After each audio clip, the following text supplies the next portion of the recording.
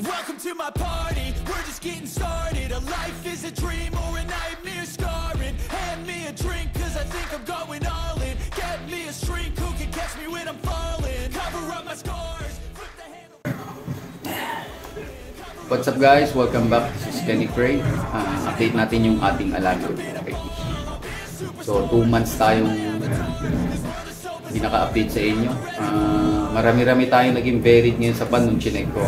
Pan-checking mga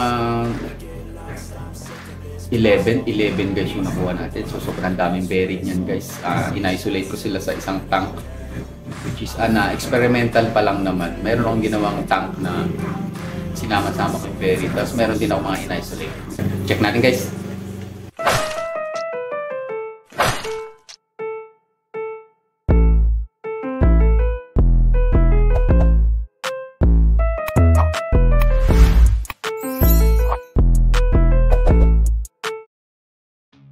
So ayan na nga guys, no. Bali ang tagal nating hindi na video tong ating pan.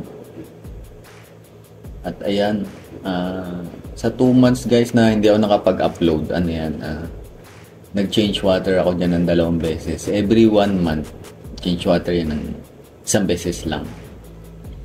Ayan. Lumaman yung mga PKBM natin na mollis dyan.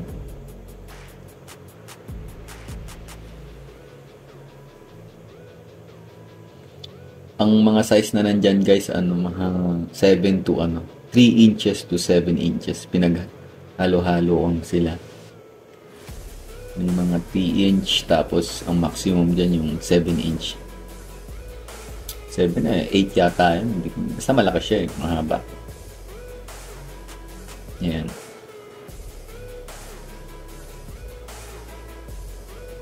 Sa mga bagong nag-aalaga guys, no? Hindi naman siya maselan sa pagkain. Alam niyo naman, kahit anong sinker, kinakain yan.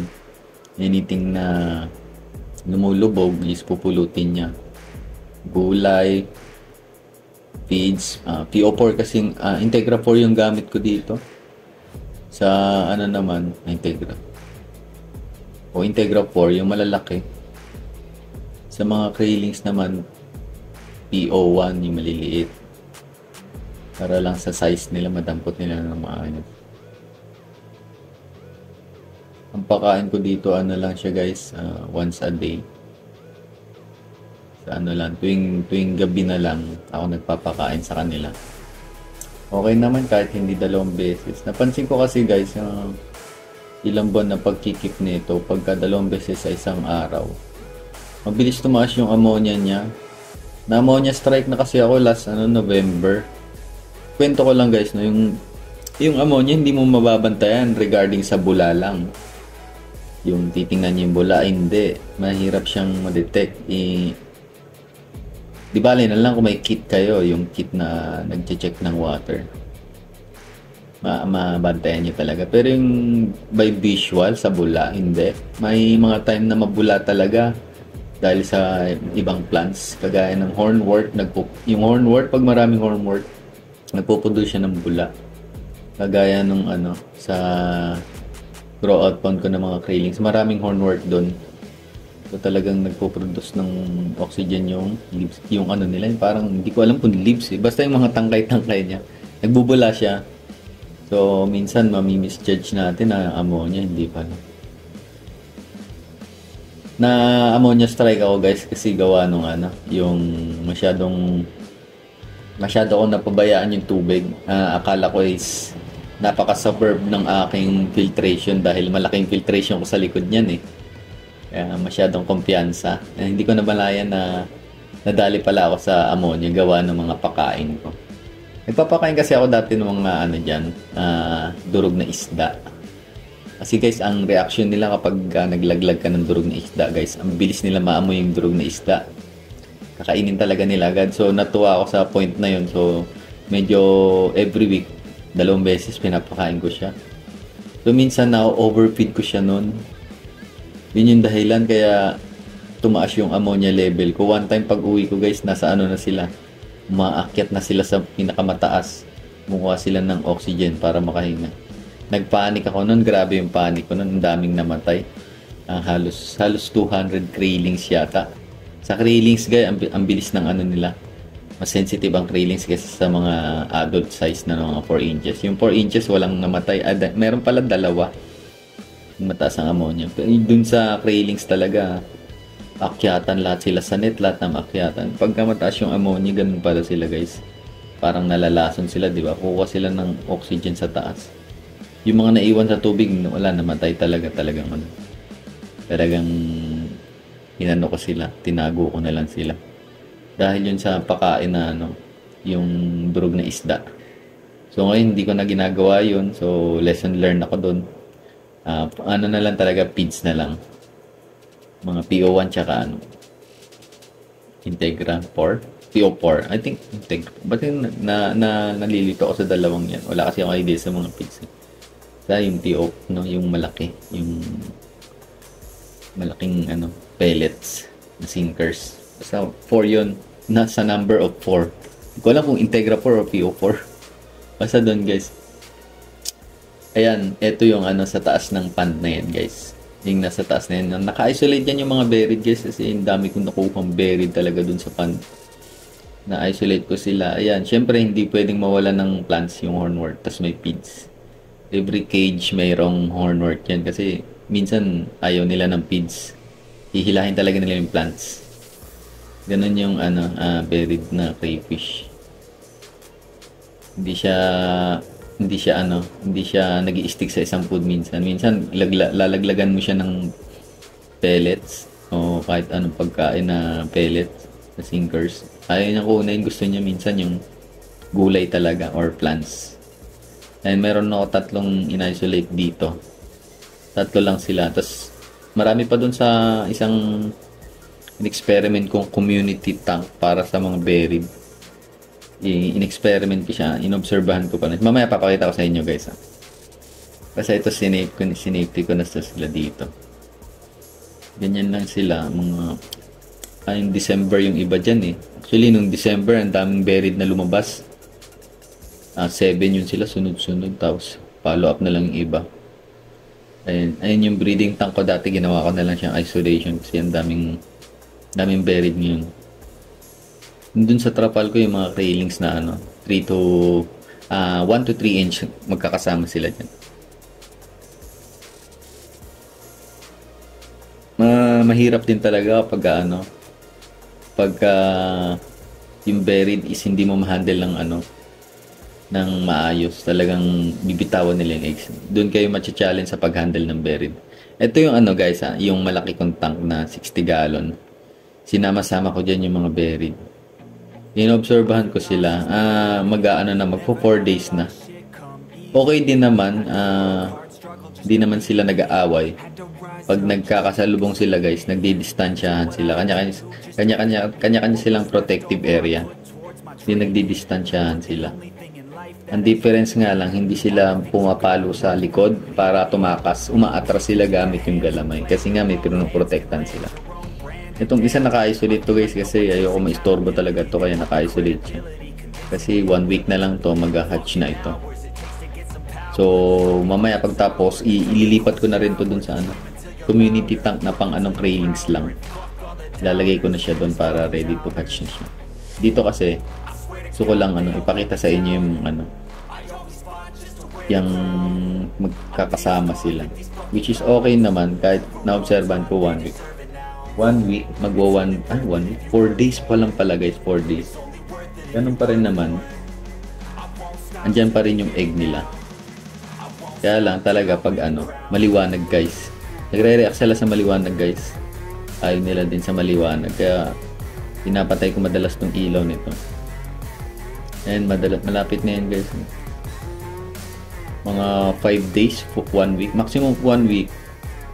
Wow, pag nawala yung orange kasi guys, na yan kumakawala na yung iba eh.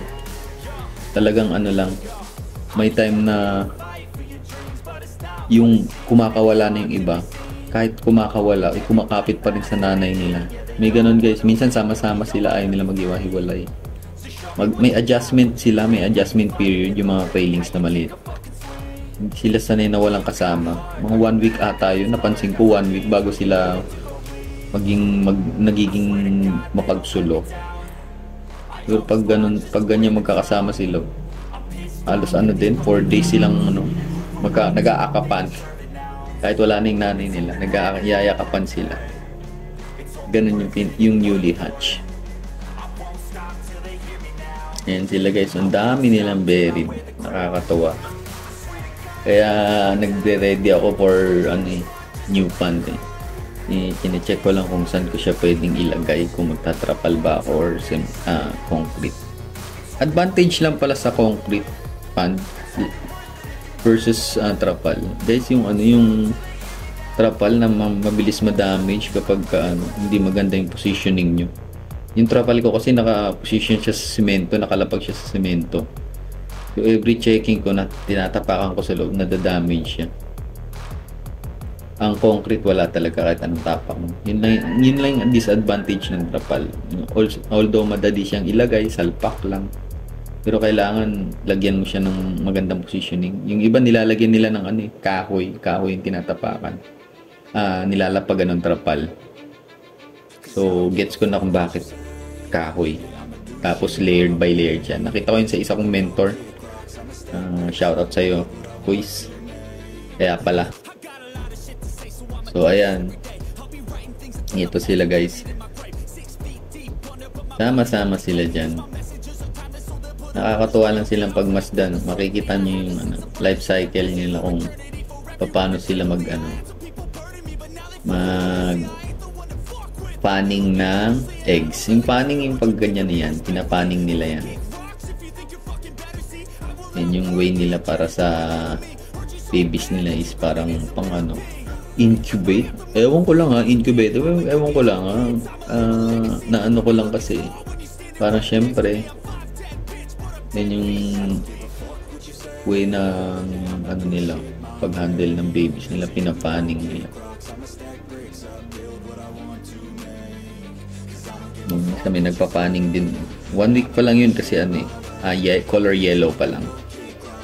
Papapansin ko yan kapag newly eggs is medyo darken. Hanggang mag first week magye-yellow. Hanggang 4th week yellow pa din. 5th to 6th week magre-red. Tapos mag-orange. Pag orange dun na magkakaroon ng hati na white and red. Lalabas na yung mata at yung bigote nilang dalawa.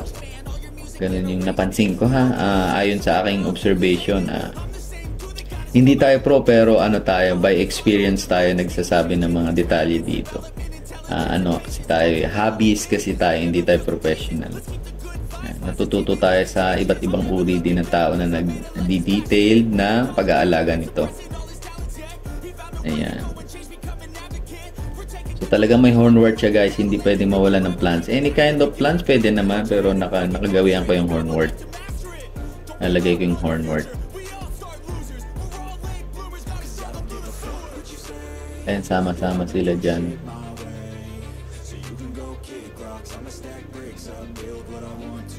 Parang lang din sa kanila, nag-a-adjustan sila kung yung pagka nakita, nasisense nila gawa ng dalawang antena nila, yung dalawang yan, atras na sila. Di na sila basta-basta pumapalo kasi may egg sila. Napapansin ko lang minsan may time na may stress sa kanila dyan isa. Nililinis nila yung eggs nila, yung pala tatanggalin nila yung isa.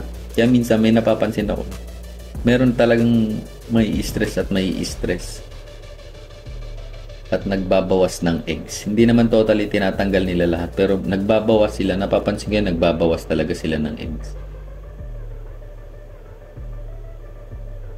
Kayo guys, ano yung experience niyo dyan sa buried na crayfish? Siyempre, kanya-kanya tayong experience Talagang lang talaga. Depende sa'yo sa pag-handle niyan. Kung paano mo siya i-handle. Yun lang naman yung pinaka dyan, exciting part, yung pag-handle ng buried crayfish. Actually, pagka nakakuha kayo ng ganito, trio or duo, or quadro. Dali lang siya alagaan. Siyempre, paano ba alagaan ng isang crayfish? Siyempre, lalagyan mo siya ng tanks, hides, then aeration. Yun ang pinaka-major niya. Tapos, aalamin mo paano siya mabubuhay, anong kinakain niya. Doon ka na magre-research. Diba? Siyempre, feeds, automatic kumakain sila ng feeds, then plants. Durog na vegetable, kakainin din nila. Yun, obserbahan mo siya hanggang sa mag-buried sila. Siyempre, pag nag-buried na yan, nandun na yung challenge, guys. Kasi ang pagkikip lang naman ng crayfish is madali. As long as meron kang aeration, tapos tamang change water. Ang change water niya, guys, hindi 100%, gawin nyo lang 50% or 30%. Bawas lang, guys, bawas lang. Depende yan sa sa pakain nyo, guys, ha. Kung tutuusin, once a day, okay lang, guys, eh. Huwag tayo mag-overfeed. Kasi pag nag-overfeed tayo, wait lang, guys, biglang may mistorbo ditong sound clip. Excuse me, wait.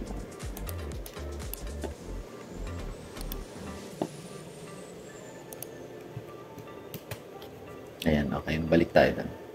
Saan na ba tayo? Recall ko nga, guys. Pa-recall. And, dun sa change water, guys. Sa change water, guys, huwag nyo ng 100%. 50 or 80 lang. Mapapansin nyo yan kung malabo na. Depende rin yan sa pakain nyo kung marami. Dati twice a day nagpapakain ako. Then 1 to 2 weeks, isang beses lang mag-change water, 50% lang or 30%.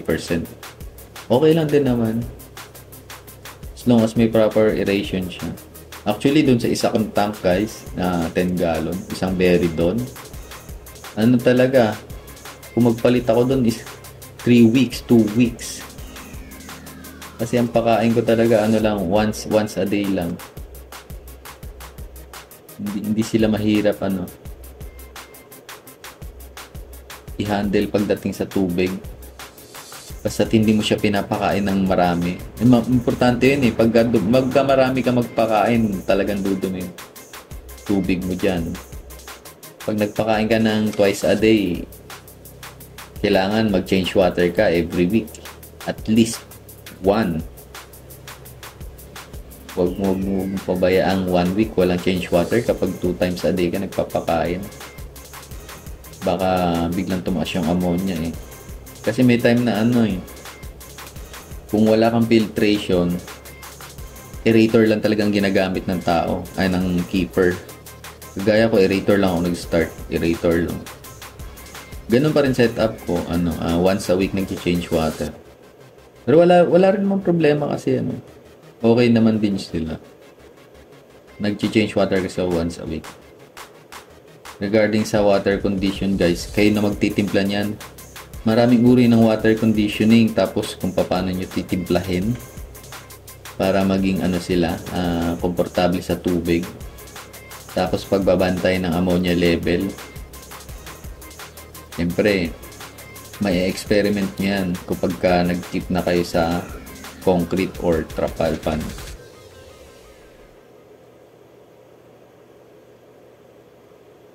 Yung mga nagtatago dyan sa aquarium lang na aerator, okay lang yan. Basta bawasan nyo ng 30% to 50% yung tubig every week. Once a week, ganun. Ito kasi yung aquarium ko is maganda yung filtration yan sa taas. Naka-set up talaga yan for my cardinal and glow tetra. Pero natuwa kasi ako sa sa crayfish na sabay-sabay sila. Actually, guys, ang tagal walang buried sa akin.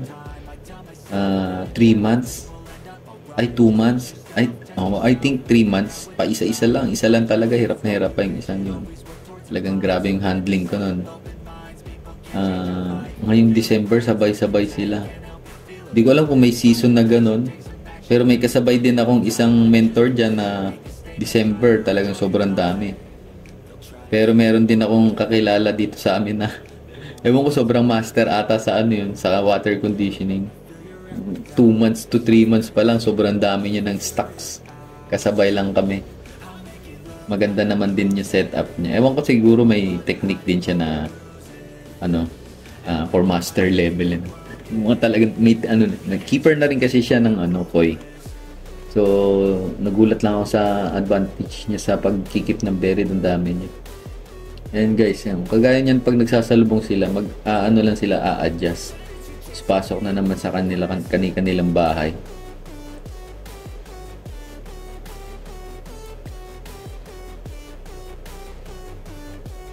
Kapag may gusto kayong itanong guys, i-chat nyo lang ako or comment down lang kayo. May number din ako dyan guys. Pag gusto nyo umorder, within lang ako Mindanao area. Pero kung taga Luzon kayo or Visayas, may mga contact din ako dyan guys. Pwede nyo pa rin i-forward sa akin din. Ipo-forward ko kayo sa iba kong tropa na crayfish keeper din. Meron tayong tropa sa Las Piñas na makaka-provide niyan. Kaya lang kasi niiwasan ko yung ayoko mag-shipping ng malalayo kasi for lang din safety ng ating alaga. Marami naman diyan pwede ko naman kayo forward, pero pag for now nandito lang ako sa Mindanao area nagsusupply nito. Mga breeder yung sinusupply ko. Pero next month pwede na ako mag-railings. Pwede na ako magbenta ng railings or bulk order.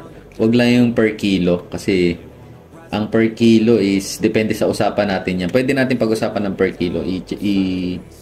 I-text nyo lang ako or tawagan sa number guys. Meron din tayong Facebook dyan guys. KennyCurry101 din guys. Pwede kayo mag-chat din dun. Medyo delay lang talaga ako nag-upload ngayon guys kasi na may pinukusan tayong isa na importante hindi natin maano. Pero syempre hindi natin pwedeng pabayaan yung ating alagang crayfish dito. And guys, kapag kayan guys, nag-hatch na. Every hatching niyan guys, binibideo ko rin naman. Meron ako ditong nag-hatch na na crayfish. Sinalin ko na tong ayang naka-cage na yan. Yung naka-isolate dyan sa cage. Nilipat ko na kagabi. Nilagay ko na siya doon sa community tank ng pork, craylings lang talaga. Bali, ang mangyayari sa kanya doon, kapag once na-release niya na yung mga eggs niya, ay mga craylings niya, aalisin ko na siya doon. Meron ng mga craylings doon around 250. Tapos inilagay ko siya doon kasi mag-hatch na talaga 4 days na lang ata or 3 days. Bibitaw na yung craylings niya kaya nilipat ko na siya doon. Maganda yung hides ko doon kaya komportable ako. Hindi rin naman niya madadampot yung mga craylings kasi sobrang bibilis talaga ng craylings guys. Hindi mo siya parang aantayin mo muna mag 1 inch bago mo siya galawin sa sobrang bilis mas mabibilis pa siya sa mga buteteng maliliit. Sila pag konting galaw lang na makikita mo tumatalsik-talsik ang hirap po pag trinay mong huliin maaasar ka pag naka-handle kayo ng craylings. So yun guys, sana may natutunan kayo dito. Hindi ko sinasabing gayahin nyo ito guys ko lang, sinishare ko lang yung aking pag-handle dito. And kahit may mali dyan, i-share pa rin natin kasi kailangan malaman din yung mali at hindi dapat gawin. Kagaya dati nung una kong video guys yung tungkol sa buried female, yung ginagalaw ko talaga siya, which is hindi talaga pwedeng galawin ng buried talaga as long as na wag mo siyang gagalawin. Etong mga buried dito guys is yan, ang paglipat ko niyan guys maingat. Pumasok muna yan sa PVC tapos cleanose ko talaga yung hindi niya mararamdaman na ginagalaw siya. Ganon siya kaselan. Tapos paglagay ko dyan sa aquarium, yung PVC din nilalagay ko. Hindi ko papakita sa kanya na nagmo-move yung niya, environment niya or may nakikita siyang ginagalaw siya. At least yung PVC niyan, yung entry niyan tsaka exit, naka-cleanose ko talaga. So, nung nakapasok na sila, cleanose ko sila, saka ko sila nilagay sa Tupperware. Then acclimation papunta dyan. Talagang hindi ko sila ginalaw kasi nga natuto na tayo dun sa paggalaw-galaw Minsan may crayfish na isang galawan lang talaga, makikita mo paglapag mo, pinagtatatanggal niya na, nabwisit. Buntis eh. Tapos ginagalaw. Ayun lang, nakakatuwa lang yung ganung bagay na failures mo na matututunan mo din kung bakit ganun ginagawa mo.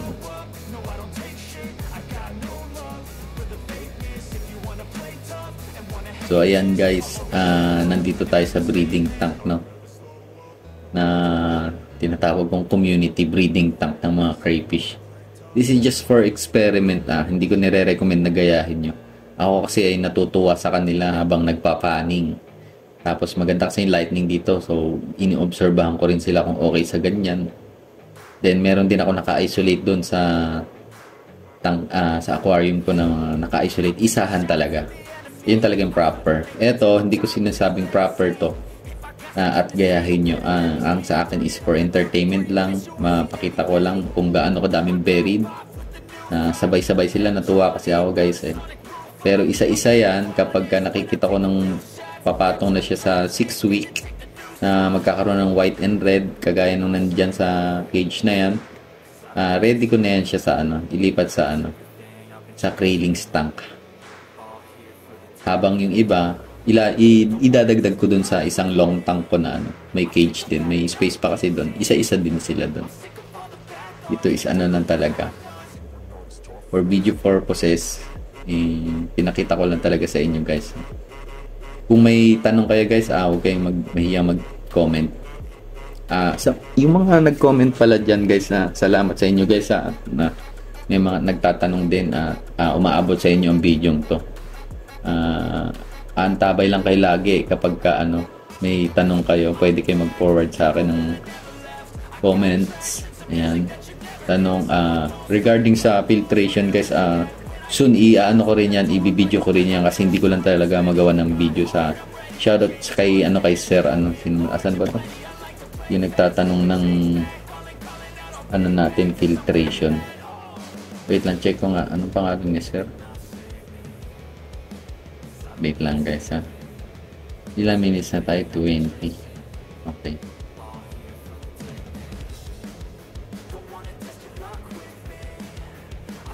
At ayun, hindi na makita.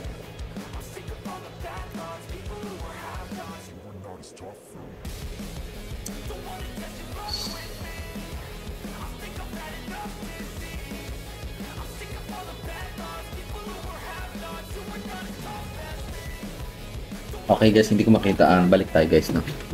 So ayan, anong next kong ipapakita sa inyo guys, itong nandiyan sa loob is ililipat ko na siya sa sa community tank ng Krailings kasi itong pag video ko sa kanya kumain pa ng 2 days, so may malapit na talaga mag-hatch yung nasa loob niyan. So, i-ready ko na siya para ilipat doon at para pagbitaw ng Krailings niya, okay na yung environment. Nandun na siya sa maliliit na hides. Which is yung community tank na yun is may mga Krailings na rin. 1 week ago nag-drop yon. So, pinakawalan ko doon yung mga Krailings. Tapos, pag may buntis na at malapit na mag-hatch, ililipat ko na sila dyan.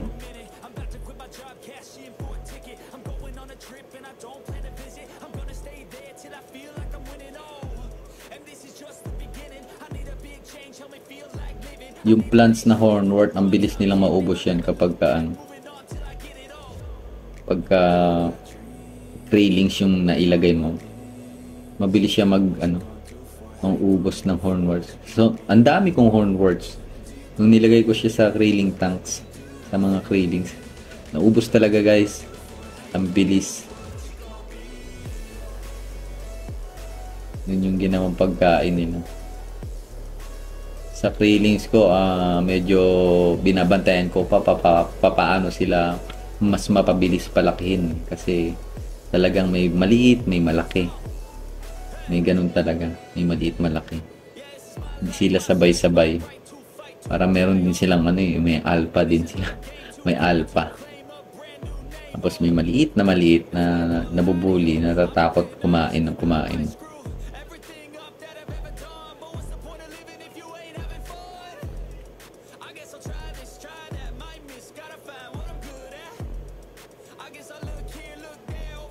Guys, open na tayo ha. Pwede na kayong umorder from Railings to breeder.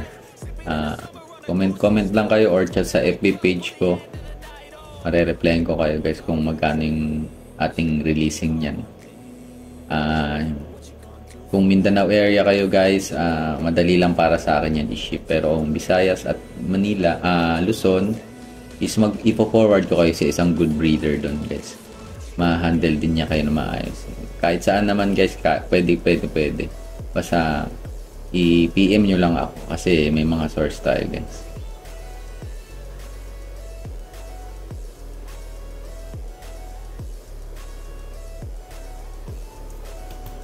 So ayan na siya guys. Yung kanina naka-cage sa aquarium. Nilagay ko na siya dito sa may trailing tanks ko. Itong tangke na to may mga laman to about 200 to 250 craylings. Andyan na siya. Diyan ko siya nilagay kasi within 3 days parang aalis na tong mag-hatch na siya. Kaya nakikita nyo guys, so kada daan niya may mga tumatalsik. Ganun yung craylings. Yan yung mga craylings na hindi ko malaman kung anong size. Sobrang liit pa talaga nila. Nandyan sila sa ilalim ng PVC na yung one half na 1/2 to 1/2. Basta yung pinakamaliit na PVC na pang tubig. Nasa ilalim niyan. Ang dami sa ilalim niyan guys. Yung pinakababa niyan yung mga lumot-lumot. Sobrang dami niyan. Ayan sila nasa ilalim pa Ano yan? 2 weeks muna bago sila umakyat yan sa butas na yan. Napansin ko na yun sa kanila. Pag nag 1 inch na sila, mag-iisa-isa sila dyan. Sabi ko sa inyo, hanggang 5th floor, magkakaroon ng laman yan. Kakatuwain sila. Meron akong video nun dyan sa sa craylings ko. Craylings na video. Check nyo guys. Nandun sila pag mga 1 inch na. Pag mga ganito kaliliit, nasa ilalim talaga sila. Ayun may mga pa. Halos transparent or white yung kulay nila.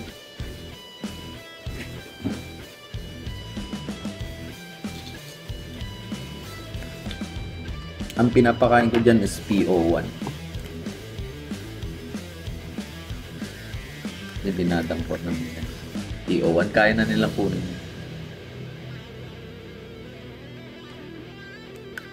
Nagdudurog na yung PO1 sa kanila. Isang PO1 enough na sa kanila. Yung PO1 parang lang sobrang liit talaga. Enough na sa kanilang isa. Kaya hindi ko yan na-overfeed. Yan, syempre hindi pwede mawala ang hornwort nakapaligid yan sa kanila.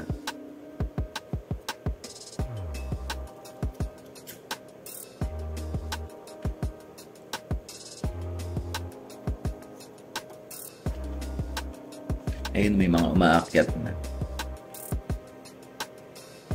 Yan sila guys. Ang craylings guys, kung ang buried, napakaselan hawakan. Pati craylings guys, basta babies, manghirap din. Kapag sobrang lamig, sila yung unang sila yung unang mawawala sa pan, mamamatay. I mean, yung adult, malalakas na kasi yan. Mga 4 inch.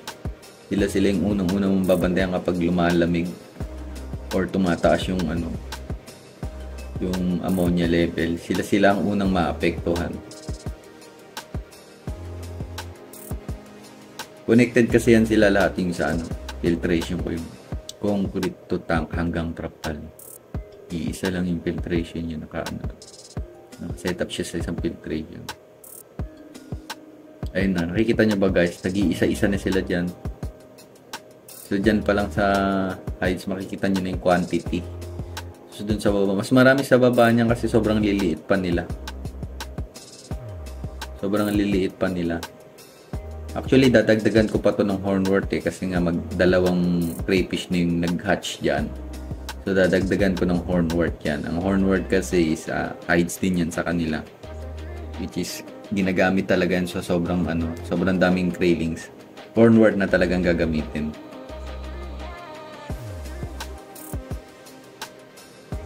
Ganyan lang siya. Ano lang. Pag nailawan kasi sila guys, nadidistract eh. Kagaya ngayon, inilawan ko sila ng gabi.